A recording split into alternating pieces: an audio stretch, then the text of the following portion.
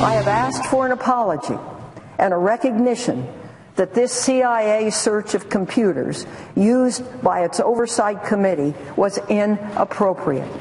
I have received neither. As far as the allegations of CIA hacking into Senate computers, nothing could be further from the truth. I mean, we wouldn't do that. I mean, that's just beyond the scope of reason. Beyond the scope of reason back in March. Today, guess what? It happened. The CIA apologized to the Senate Intelligence Committee, and that led to a Democrat calling for the CIA director, the president's CIA director, to resign. Mark Udall, a Democrat from Colorado, saying, after being briefed on the CIA Inspector General report today, I have no choice but to call for the resignation of CIA Director John Brennan. The CIA unconstitutionally spied on Congress by hacking into Senate Intelligence Committee computers. This grave misconduct not only is illegal, but it violates the U.S. Constitution's requirement of separation of powers. We're back with the panel. Ron.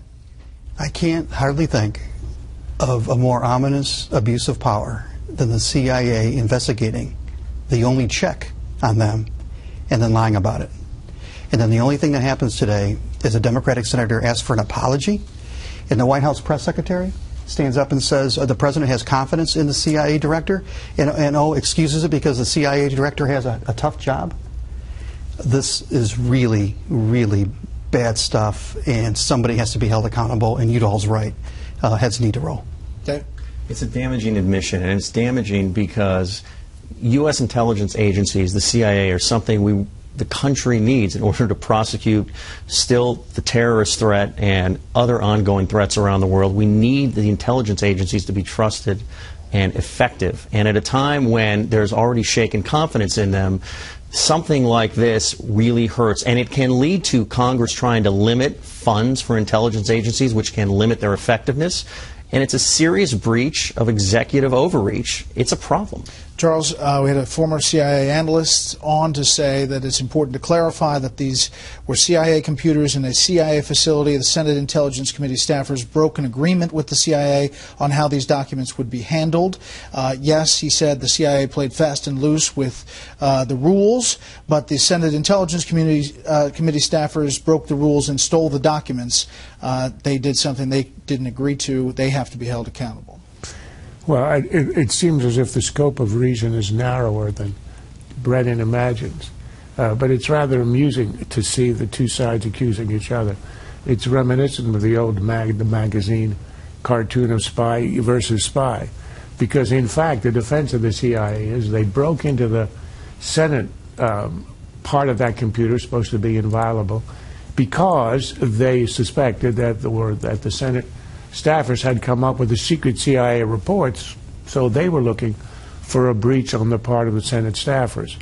Look, I think what this tells you is that you've got two agencies. Incidentally, they're, well, on one hand, a democratically led CIA, a democratically led committee at loggerheads with each other. I think an apology is appropriate, but I find it interesting that Mark Udall finally, after years and years of executive usurpation, stands up against the executive trespassing on the Well, we should also point out that Mark Udall is up for re-election against in a tough. If I could really quickly, this isn't spy versus spy. This is spy versus the People's House.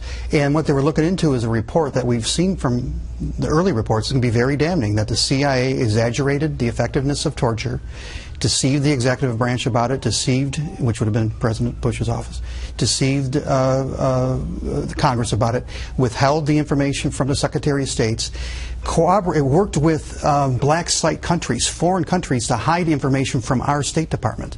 I mean, this sounds to me like a runaway CIA. It is not spy versus spy. Runaway CIA. At the time, Porter Goss, who was head of the House Intelligence Committee, said that when he and Nancy Pelosi, who was the ranking member, were briefed in September of 2012 about this program, which had begun a month earlier, nobody objected, everybody supported it, and in fact, they pledged funding for it.